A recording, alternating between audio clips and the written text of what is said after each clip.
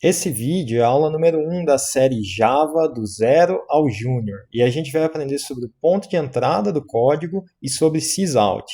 Então fica aí, curte, compartilha o vídeo, se inscreve no canal para aproveitar as próximas aulas e vem comigo. Eu vejo um monte de gente por aí que ensina Java começando diretamente pelo código, sem explicar a noção de ponto de entrada para quem está aprendendo. É como se quem está aprendendo tivesse que aceitar que quando você dá play na sua IDE, magicamente ela fosse capaz de rodar o seu código sempre. Aí quando esse procedimento dá errado por algum motivo, a pessoa fica completamente desarmada, sem entender o problema e sem entender como resolver o problema. Então nessa primeira aula eu quero dar a noção do que é o ponto de entrada do código. Para a gente aprender isso, vai em File, New e cria um novo Java Project. Se você acompanhou a minha aula anterior sobre instalação e configuração de ambiente, aqui já vai estar tudo certo para você. Se você não acompanhou, vai lá e vê. Aqui eu vou dar um nome para o projeto, vamos chamar de aula 01. Aqui você pode criar uma classe na pasta src. Vou chamar essa classe de aplicativo. Só dá o finish aí, não precisa configurar mais nada. Eu não vou explicar exatamente o que é uma classe por enquanto, agora no início do curso. Para todos os efeitos, você pode entender que uma classe é simplesmente um arquivo de texto em que a gente escreve código-fonte Java. Então, beleza, aqui a gente já tem um espaço para a gente escrever o nosso código-fonte Java.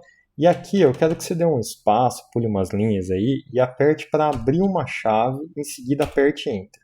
Você vai ver que o Eclipse fecha a chave para a gente. O espaço no meio dessas chaves é o que nós chamamos de bloco de código. Quando eu falo bloco de código, eu estou me referindo especificamente a qualquer linha que seja escrita aqui, entre essas duas chaves. Isso aqui é um bloco, é uma noção muito importante de você entender. Agora, todo bloco de código pode ter algumas propriedades. Especificamente, eu posso escrever algumas palavras que eu vou chamar de palavras mágicas aqui por enquanto. Essa sequência de palavras é public static void main. Abre parênteses. Dentro do parênteses escreve string, abre e fecha colchetes, por espaço escreve args. Esse conjunto de palavras dá propriedades ao bloco de código que está entre essa chave aberta e essa chave fechada. E, no caso da linguagem de programação Java, qualquer bloco de código escrito em qualquer classe do programa que tenha esta combinação de palavras aqui, public static void main string abre colchetes fecha colchete args, é o ponto de entrada do código. Esse termo ponto de entrada é um termo técnico que tem uma referência importante nas linguagens de programação. Você pode procurar aí no Wikipedia em inglês por entry point. E você vai achar um artigo bem longo explicando como cada linguagem de programação trata o ponto de entrada. O ponto de entrada é simplesmente onde o código vai começar a ser executado. Isso porque os programas podem ficar enormes, eles podem ter várias classes aqui. E quando eu executar o programa, como que ele vai saber em qual classe ele começa a rodar? Como que ele vai saber onde o código começa? Isso é o ponto de entrada e no caso do Java, o ponto de entrada é um bloco de código que é precedido por esse conjunto de palavras. Public static void main string args. Agora, como que a gente vai mostrar esse ponto de entrada funcionando? É para isso que a gente entra no segundo tema dessa aula, que é o sysout. Nessas primeiras etapas do aprendizado, vai ser muito importante a gente conseguir mostrar os resultados do que a gente está fazendo em algum lugar. Para isso, a gente usa o console, que é essa aba aqui embaixo, que é o canal de comunicação do programa com a tela. Em aplicativos profissionais, o console fica disponível só para o pessoal que faz a sustentação do programa. E o que aparece no console geralmente é o que a gente chama de logs, que basicamente é qualquer informação que o programador acha útil apresentar para quem trabalha na sustentação do programa. Mais ou menos como você vê nos filmes ali, o pessoal lendo tela, vendo log passando, é bem aquela cena. Em todo caso, no Java, para você apresentar alguma coisa no console, você precisa escrever o seguinte: system, com maiúsculo, .out, .println, abre parênteses, fecha parênteses, coloca ponto e vírgula. No Eclipse você pode escrever simplesmente sysout, apertar Ctrl espaço e ele vai completar system.out.println para você.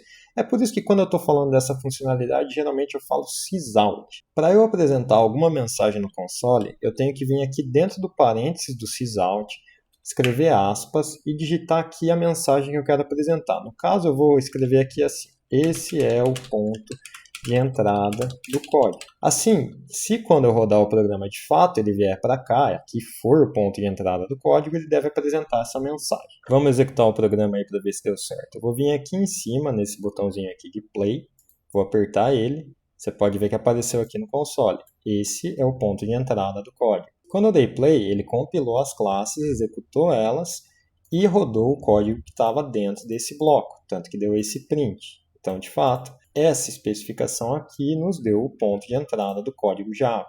Agora, perceba que se eu mudar o nome desse bloco aqui para outro nome e der o play, olha o que vai acontecer. Main method not found in class aula1.aplicativo.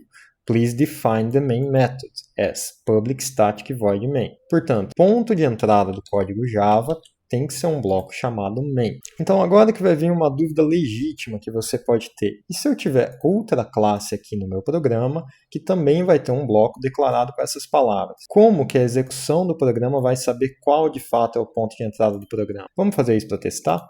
Vou vir aqui no pacote aula 1, criar uma nova classe. Essa classe vai ser chamada segundo ponto entrada.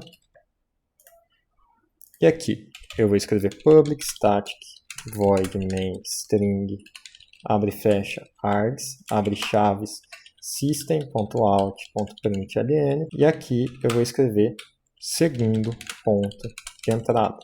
Quando é assim, quando você tem duas classes com pontos de entrada, o correto é que você configure a IDE para especificar exatamente qual delas você quer que seja a classe ponto de entrada do programa. Agora no Eclipse, se eu der play aqui, você pode ver que ele vai printar o segundo ponto de entrada. Ou seja, ele usou o ponto de entrada da classe segundo ponto de entrada. Só que se eu abrir a classe aplicativo aqui e der play, ele vai printar esse é o ponto de entrada do código.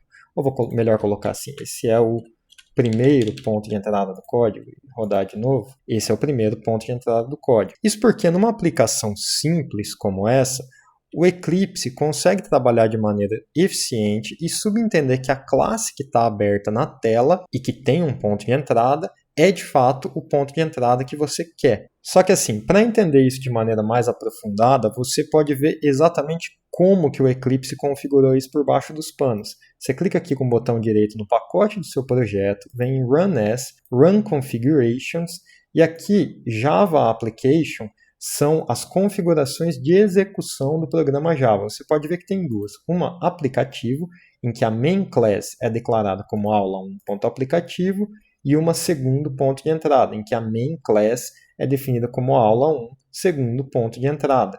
O Eclipse já fez isso por baixo dos panos. Agora, olha que interessante. Se eu vier aqui e apagar essa classe, e eu der play, vamos ver o que acontece. Ele conseguiu se virar sozinho.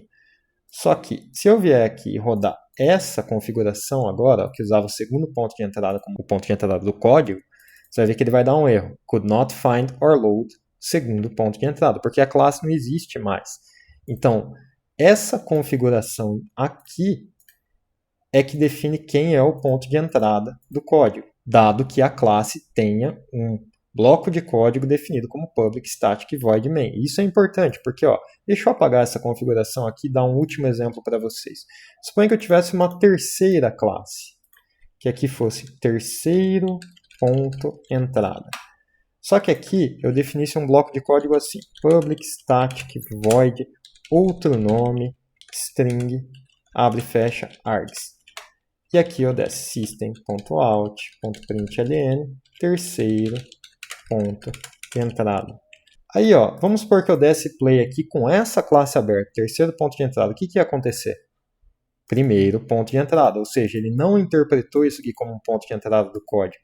Ah, mas eu quero que essa classe seja o ponto de entrada. Eu não posso vir aqui em Run Configurations, criar uma nova configuração aqui, a main class vazia, e procurar por ela? Não. As opções que aparecem para você são simplesmente as classes que têm public static void main, porque só essas classes podem ser pontos de entradas configurados para o seu programa. Para que eu pudesse configurar a terceira classe como ponto de entrada, eu teria que mudar esse nome aqui para main.